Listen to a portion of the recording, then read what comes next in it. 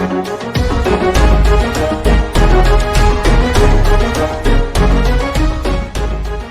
les gars, on se retrouve pour la suite de Kingdom, chapitre 801, donc qui a l'air d'être sorti il n'y a pas si longtemps que ça.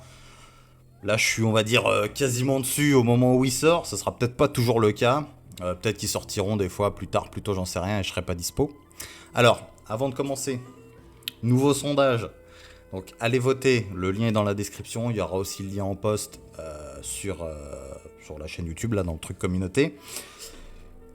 Votre classement des états les plus puissants. Donc, du plus puissant au moins puissant. Donc, vous allez voir sur le site, c'est très simple, c'est Strapol, comme d'hab. Vous allez glisser en premier l'état le plus puissant et ainsi de suite. Si vous voulez mettre, je sais pas moi, Anne, hop, voilà, en premier, Wei en deuxième. Enfin, c'est une connerie, hein, je dis, hein, mais voilà, vous avez compris. Donc, n'hésitez pas à aller voter. Moi, ça m'intéresse. Vous faites votre truc, vous appuyez sur voter, pliez, l'histoire est réglée. Donc, voilà. Alors maintenant, ça c'est dit pour le nouveau sondage. Maintenant, on va passer au chapitre 801 de Kingdom qui s'appelle le deuxième pilier. Donc on se laissait sur Shui Kun qui s'était enfermé dans sa grotte parce qu'on voyait au loin s'évaporer le rêve d'unification de la Chine. Et il nous aurait trouvé quelque chose. Donc il avait demandé 3 jours, au final au bout du 6e jour, il a réussi à trouver, si je dis pas de conneries, et que ma mémoire n'est pas totalement dégueulasse. Donc, il nous a donné le premier pilier qui est créer un registre familial pour tout le monde, si j'ai bien compris.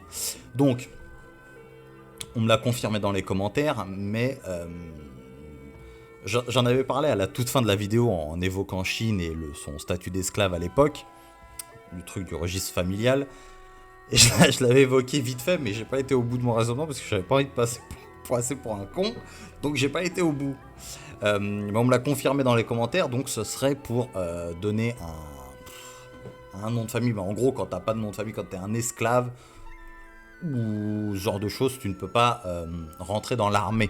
Donc là, créer un registre familial, ça pourrait potentiellement permettre à plus de gens de pouvoir rentrer dans l'armée de Qin. Donc est-ce que c'est une bonne chose, pas une bonne chose, etc. Je sais pas trop.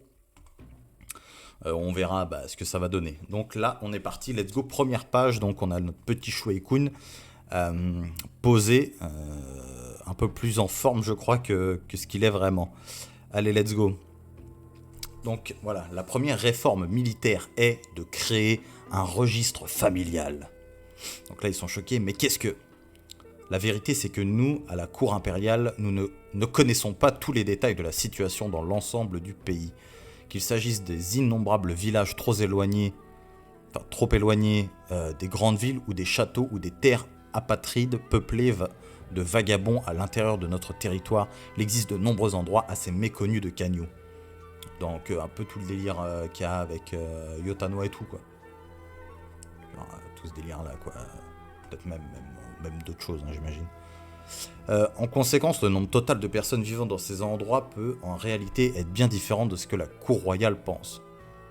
Je marque un point, le recensement des populations de chacune des régions dépend entièrement des rapports donnés par les seigneurs locaux. Donc la précision de notre information varie grandement en fonction de la personnalité de chaque seigneur.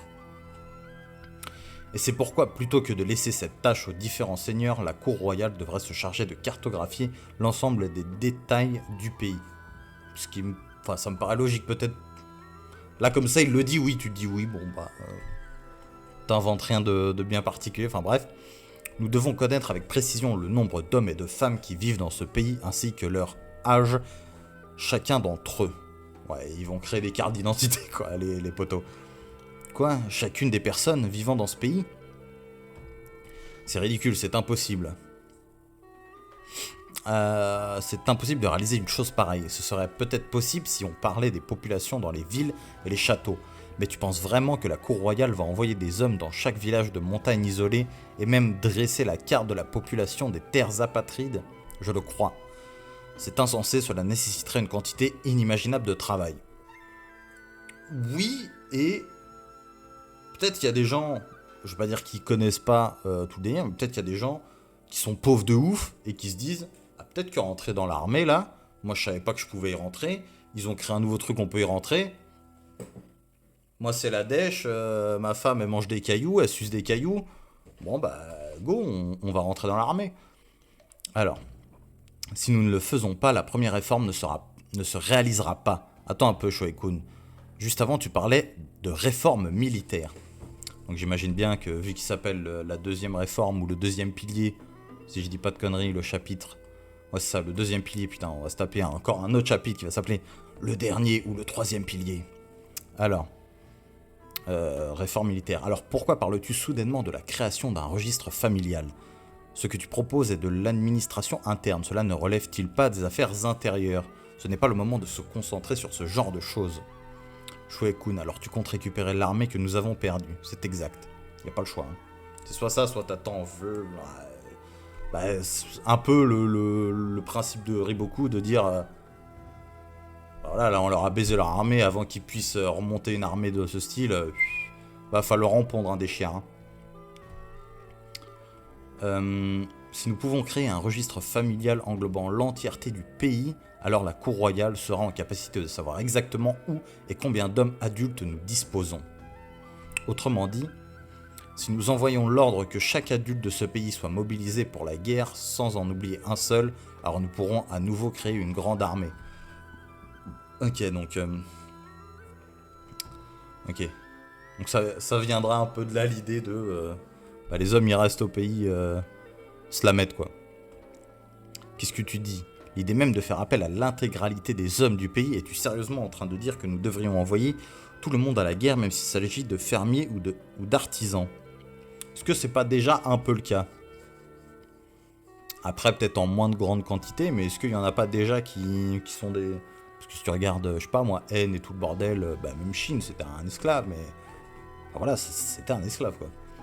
Si nous tentons de faire quelque chose comme ça, il y aura des émeutes dans toutes les régions, Shoei-kun. Si nous nous en tenons aux méthodes habituelles, nous ne nous en remettrons jamais. T'as du mal à parler le con. Hein. Si nous ne nous concentrons pas d'abord sur la création d'une force de 500 000 hommes dans un délai d'au moins 6 mois, alors qui ne sera pas en mesure de faire le moindre pas vers le redressement? Donc déjà, rien que le fait de se protéger déjà. Parce que là, ça a l'air d'être un peu la merde. Pour se protéger, je pense qu'ils y arriveraient même pas s'ils continuent dans ce délire-là. Tandis que là, au moins, ils peuvent recruter des hommes pour au moins, même si tu vas pas attaquer, tu peux au moins protéger le pays. Si nous avons vraiment l'intention de nous relever, nous devons impliquer tout le monde, quel que soit le rang ou le statut, y compris ceux qui n'ont fait que regarder la guerre se dérouler jusqu'à présent. Il n'y a pas d'autre solution que de faire en sorte que l'ensemble de Qin se batte comme un seul homme pour vaincre les autres pays. Je commence à comprendre. Même dans son état, Sei il va être vu comme putain frérot, tu nous envoies faire couler le sang quoi. Faire couler notre sang et le sang des autres, alors que nous peut-être on s'en bat les couilles. Peut-être pour ça qu'il va... Enfin bref. C'est de la folie. La cour exerçant son pouvoir sur l'ensemble du pays de façon aussi brutale, c'est du militarisme à l'extrême. Il n'y a aucune chance que les citoyens soient d'accord avec nous sur ce point. Attends, parce que là j'ai lu à gauche, j'aurais pas dû... Alors... Nous les forcerons. Bien entendu, les soldats envoyés au combat recevront un salaire élevé. Mais nous devons également punir tous ceux qui résistent, y compris leurs familles en tant que complices. Ah ouais, là on... Je crois que je l'avais dit, hein, là on rentre... je crois que je l'avais dit peut-être en commentaire, je sais plus, mais là on rentre vraiment dans les trucs mais sombres de la guerre. Là c'est vraiment... Là on n'est plus dans l'armée de métier, là. On est dans l'armée forcée. Hein, l'armée... où c'est des gens comme vous et moi qui allons devoir se la mettre quoi.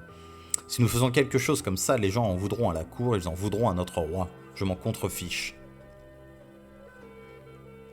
Je suis le roi du sang qui essaye de détruire 6 pays.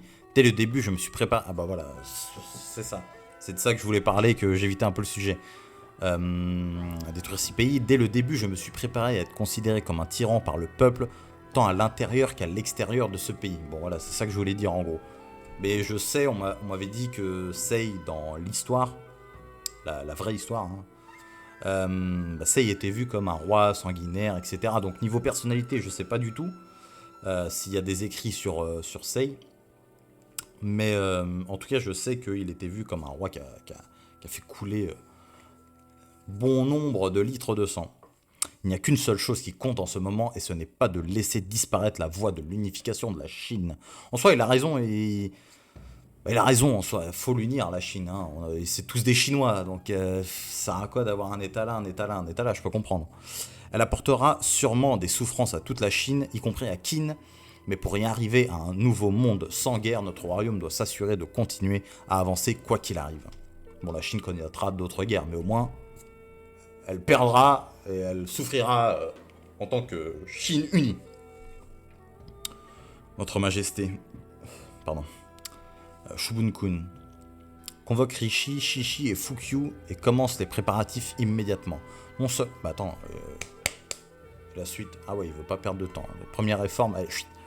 Non seulement nous n'avons aucune idée du nombre de villages totalement inconnus, mais nous avons également de nombreuses terres près des frontières qui appartenaient à un autre pays jusqu'à il y a peu. Répertorier la population de toutes ces régions sera une tâche monumentale, mobilisons tous les fonctionnaires. Veille à ce que cela soit fait coûte que coûte. Je compte sur toi, Shubun-kun, bien compris. Ah, il sue, hein, Shubun-kun, il sent que, putain, ouais. On passe à la suite. Shueku, nous allons construire le premier pilier. Maintenant, dis-moi, quel est le deuxième pilier? Ah, donc, ouais, ah non, je pense pas qu'on est encore à la fin du chapitre, ok. Il est inquiet, Shubun-kun, il dit, putain, déjà ça, ça va être chaud. Le deuxième pilier est la réforme de l'organisation militaire. Au cours des 2 dernières années, nous avons perdu Kanki et avons subi la défaite majeure d'Usen, tous deux faisant partie des 6 grands généraux. Cela signifie qu'il nous manque 2 éléments capables d'exercer leur puissance à la tête de vastes armées. C'est pourquoi nous devrions élever certains généraux à un rang légèrement inférieur à celui de grand général, augmenter la taille de leurs armées, et les faire combattre à compter de ce jour en donnant un rôle central dans la grande stratégie de Qin contre les autres pays avec toute la responsabilité que cela implique. Un petit rôle pour Won et tout le bordel, ou peut-être qu'il pense à... Ouais, bah j'imagine. On peut pas penser forcément à d'autres choses, et qui savent même pas qu'il est encore vivant. Là, ça pense à Li Shin, Won, Muten. Certains généraux sont...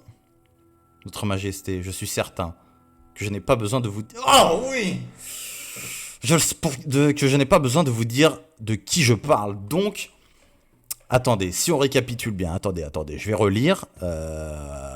Donc, si vous lisez en même temps les pages, en même temps que moi, revenez à la page, la page, c'est la page combien? Je ne le sais point. Ah si, attendez, je peux le voir. Revenez à la page 11. On va dire. Celle où on voit Shubun-kun en sueur et où Shueku dit le deuxième pilier est. Alors le deuxième pilier est la réforme de l'organisation militaire. Au cours des 2 années, cela signifie qu'il nous manque 2 éléments capables d'exercer leur puissance à la tête de vastes armées. C'est pourquoi nous devrions élever certains généraux à un rang légèrement inférieur à celui de grands généraux. Donc ils seraient toujours sous la coupe de Usen, Mobutu, etc. Putain, j'ai failli faire tomber un truc, bordel. Augmenter la taille de leurs armées. Donc, ok. Donc, ça va avec la deuxième réforme, forcément. Donc, ils vont pouvoir recruter. Donc, ouais, forcément, en Chine, va se retrouver avec une grosse armée. Je sais plus à combien il était. Ça, faudrait revoir, hein, désolé. Hein, je suis pas le meilleur pour retenir ce genre de choses. Et les faire combattre à compter de ce jour en leur donnant un rôle central dans la grande stratégie de Qin contre les autres pays. Avec toute la responsabilité que cela implique. Donc ils vont pouvoir se mobiliser plus ou moins tout seuls, participer avec les grands généraux à la mise en place de stratégies, j'imagine. Donc là, par exemple, s'il y avait une stratégie à faire, j'imagine que Usen, Won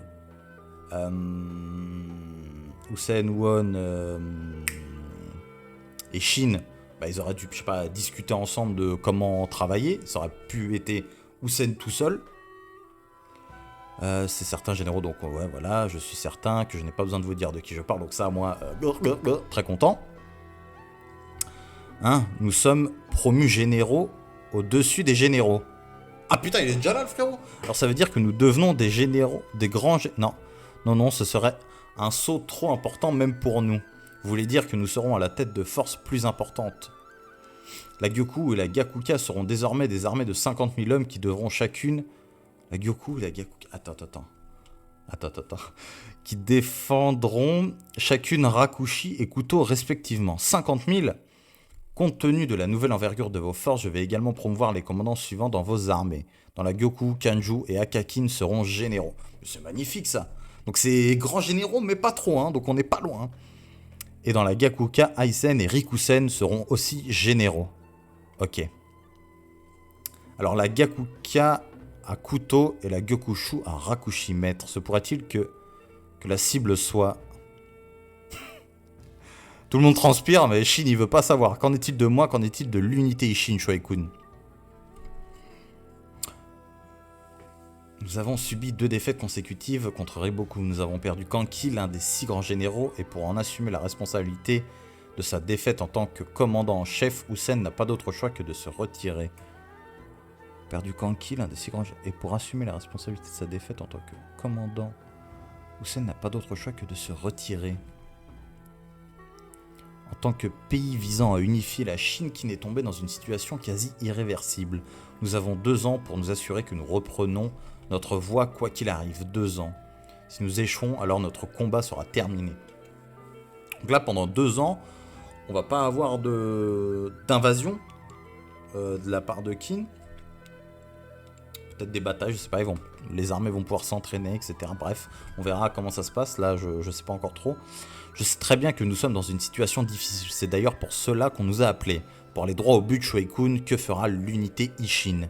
Dis-moi juste à quel endroit je dois défendre, à l'instar de ces 2-là. Qu'importe, laissez-moi m'en charger. Shin, techniquement, ni la Gakuka ni la Gyoku ne défend, imbécile. Nous allons bloquer les renforts de Wei et de Zhao, ok. Bloquer les renforts vers où? Nous bougerons l'année prochaine. L'unité Ishin est maintenant une armée de 60 000 hommes. Oh, et avec ceci, j'ai lu en bas, hein, et avec ceci, je promue Kyukai au rang de général. Et je promue Sosui, ainsi qu'En... pourquoi j'ai dit N? Ah si, N, ouais non, c'était bon ce que j'ai dit. Au rang de commandant de 5000 hommes. Putain, incroyable. Kyukai est général. Et l'unité Shin va rejoindre l'armée de 100 000 hommes de tout et utiliser le temps gagné par la Gyoku et la Gakuka en arrêtant les renforts de Wei et de Zhao pour détruire Han. Avec seulement l'armée de tout et l'unité Shin, nous devons détruire Han. Ah putain, ouais, c'était sûr que ça allait finir là. Putain. Oh là là, mais attends, mais c'est une dinguerie les gars. Déjà beaucoup de promotions. Moi ça je kiffe, hein, je suis très content quand il y a ce genre de choses. Donc là, Shin il va aller rejoindre tout. Donc pour ceux qui n'aiment pas tout, je pense à quelqu'un en particulier avec qui on a un peu discuté. Bon, là, on va pouvoir avoir tout, faire quelque chose. On va pouvoir voir de quoi il est capable. Donc là, le but, c'est de détruire Han. Donc Zhao, on les met de côté, on les empêche un peu de faire ce qu'ils veulent. Mais on va pas les envahir tout de suite. Donc on veut détruire Han. Shin, 60 000 hommes. Mais putain, les gars, mais... Ok.